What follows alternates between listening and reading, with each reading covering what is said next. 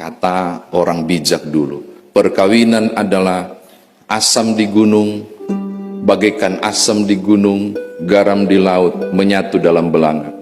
Bukan, itu bukan perkawinan, itu masakan, itu adonan, itu olahan di dapur. Perkawinan tak semudah menyatukan asam dan garam. Perkawinan tidak semudah menemukan dan mempersatukan yang di gunung dan di laut. Itu persoalan besar. Menghadapkan suami istri dalam satu ikatan dan menjalaninya seumur hidup, itu perkara yang tak mudah. Makanya kalau saudara baca Matius 19, ketika dapat penjelasan tentang perkawinan dan perceraian, murid-murid langsung bilang begini, kalau begitu caranya perkawinan, lebih baik tidak kawin. Karena nggak mudah menjaga relasi dan komunikasi serta kesetiaan seumur hidup untuk dua produk yang berbeda. Oh Bapak Ibu, itu perkara yang besar. Maaf ya Leo, Kesia, aku membuka khotbah ini dengan ketakutan buat dirimu. Ada film ngeri-ngeri sedap. Nggak mudah nak. Nah karena itu bagaimana caranya supaya saudara dan saya dimampukan untuk hidup dalam damai sejahtera pada dua pribadi yang berbeda yang diikat dalam ikatan kudus itu. Itu saya mau bagi hari ini. Beberapa hal yang dimunculkan oleh Paulus di kitab Efesus pasalnya yang kelima ayat 22 sampai ayat yang ke-33. Tolong lihat ayat 22. Hai istri, Kesia, hai istri, tunduklah kepada suamimu seperti kepada Tuhan. Wow, ini kalau Leo baca akan jadi senjata hebat baginya sebagai suami, juga pada suami yang lain. Kalau istri macam-macam, dia langsung bilang, istri, buka Efesus 5 ayat 22. Hai istri, tunduklah kepada suamimu. Tahukah Bapak Ibu, ayat 22 ini saya sudah periksa. Tidak ada kata tunduk. Menurut teks asli, bahasa Yunaninya, tidak ada kata tunduk. Wow. Lalu, Lembaga Alkitab Indonesia ngarang-ngarang dong? Bukan. Kata tunduk itu muncul di ayat 21. Dan rendahkanlah dirimu seorang kepada yang lain di dalam takut akan Kristus. Rendahkanlah atau tunduk itu satu katanya, hupatasso dalam bahasa Yunani. Hupatasso, tempatkanlah dirimu di bawah. Maka ayat 22 mesti dibaca begini, demi penghormatan kepada Kristus, lakukanlah hal yang sama hai istri kepada suamimu. Kayaknya ayat 22 nggak ada kata tunduk. Kata tunduknya muncul di ayat 21. Pada rasa hormat, tunduk kepada Kristus. Seorang istri, perbuatlah rasa yang sama kepada suamimu. Gitu. Refleksinya adalah dia tidak menghormati suaminya dan tunduk. Enggak mas, iya mas, enggak. Tanda tunduk dan hormatnya kepada suami karena dia menghormati dan tunduk pada Kristus. Maka hanya suami yang takut pada Kristuslah yang layak diberi rasa hupatasso dan hormat itu. Gitu. Jadi Leo nggak bisa kegeeran juga para suami yang lain. Kalau engkau tidak takut Tuhan, kalau engkau tidak takut Tuhan, engkau tidak layak mendapatkan penghormatan istrimu. Maaf ya, ini harus disampaikan. Karena rasa hormat istrimu muncul dari rasa tunduk dia kepada Yesus Kristus. Ini catatan saya yang pertama. Hupatasso itu bukan hanya berarti tunduk atau rendahkan. Hupatasso itu berarti menempatkan diri di bawah. Menempatkan diri di bawah. Ini memberi perintah penting kepada seorang istri. Tahu posisi. Gitu. Jadikanlah suamimu kepala. Jadikanlah suamimu kepala. Kalau saya mau menganalogikan, kalau begitu, Karena Efesus bilang ini tentang tubuh, berarti kalau suami kepala, hupataso terjadi ke istri, menempatkan diri di bawah, berarti istri itu apa? Suami kepala, istri di bawahnya. Kalau ini tubuh kata Paulus, berarti suami istri di mana posisinya? Setelah kepala apa? Bukan mulu, leher. Lalu ada para istri yang berkata begini waktu teks ini saya kupas. Tidak bisalah pendeta, katanya laki-laki dan perempuan setara. Oh ya? Iya. Kata siapa? Kata Paulus juga, dia baca Alkitab berarti. Kata Tuhan laki-laki dan perempuan setara. Jadi kalau suami kepala, maka istri pun harus kepala. Bagus juga. Berarti dia harus baca semua teks di Efesus tadi yang dibaca ayat 22-33. Ini analogi tubuh. Sekarang tolong bayangkan, satu tubuh, dua kepala. Gak bisa. Yang tepat adalah suami adalah kepala, istri adalah leher. Waduh, posisi kami lebih rendah, kami tidak berguna. Siapa bilang? Jangan pernah istri merasa kurang berguna karena posisinya di bawah suami, padahal posisi itu strategis. Tolong bayangkan, kepala tanpa leher, tampias ngana. Begitu. Leher memiliki fleksibilitas untuk memfasilitasi kepala supaya dia mampu berorientasi dengan tepat. Leher adalah penyambung untuk memungkinkan kepala berfungsi dengan baik. Catatan kedua saya mau bilang, ini tidak bicara soal mana lebih tinggi, mana lebih rendah, tapi bicara soal fungsi.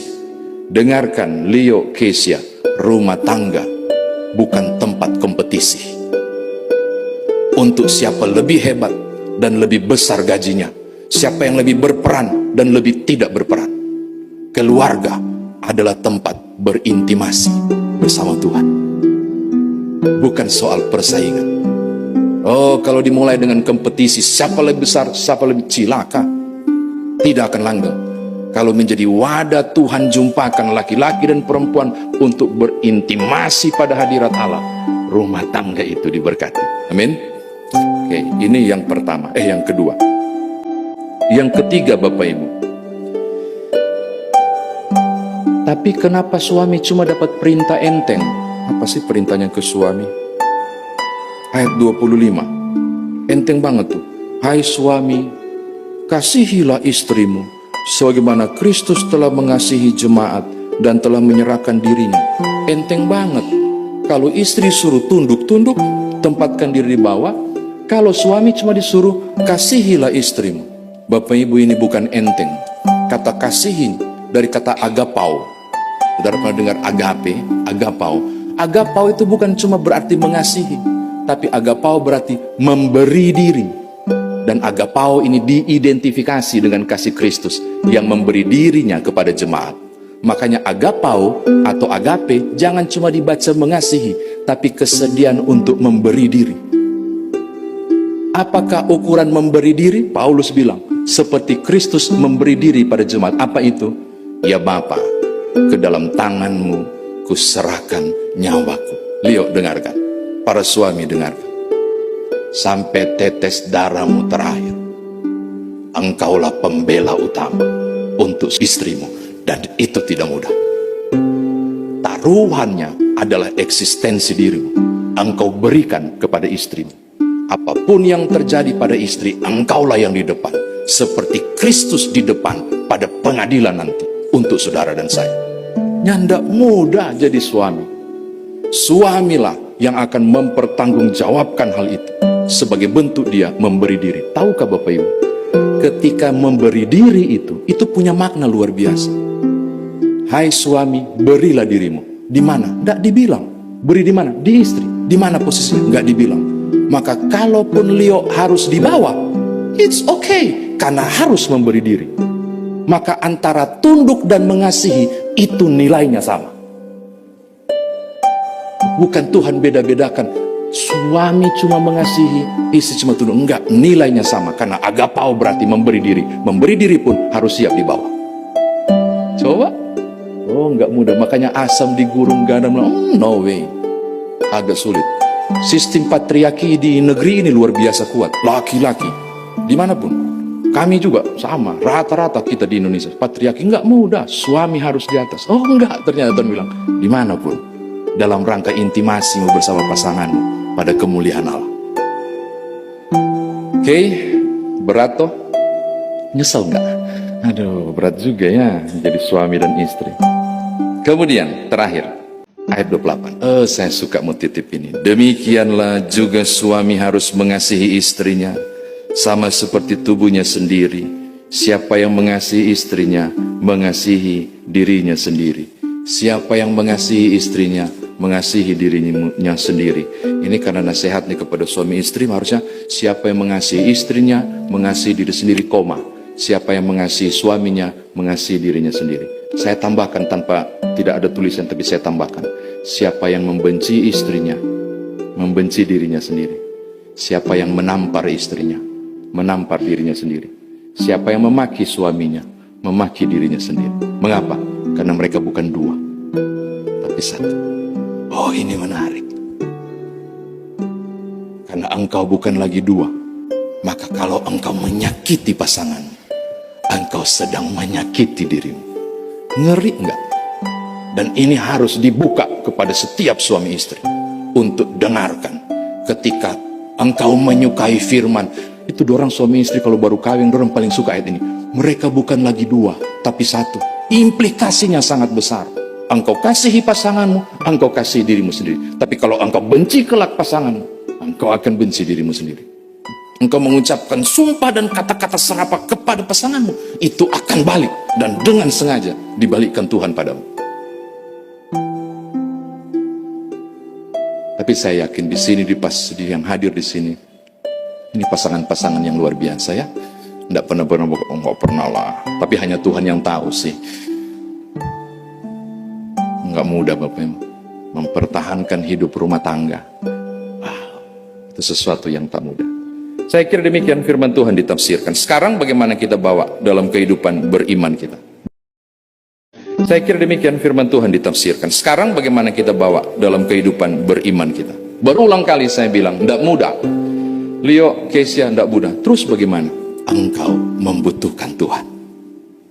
Makanya ada penumpangan tangan. Supaya mampu mengerjakan itu, hanya Tuhanlah andalan. Oh, nggak mudah. Untuk belajar melepaskan pengampunan pada kata-kata yang terlanjur dan harus tetap mengasihi dan tunduk, itu bukan perkara gampang. Tapi kalau kasih Kristus masuk kepadamu, 1 Korintus 13 ayat 7, menutupi segala sesuatu kasih itu, engkau dimampukan untuk lepaskan pengampunan, melupakan masa lalu, dan bergerak menyongsong masa depan. Saya mau bilang yang pertama, rumah tangga Kristen hanya mungkin mampu menjalaninya pada pertolongan Tuhan. Amin. Oke. Kedua yang dibawa pulang,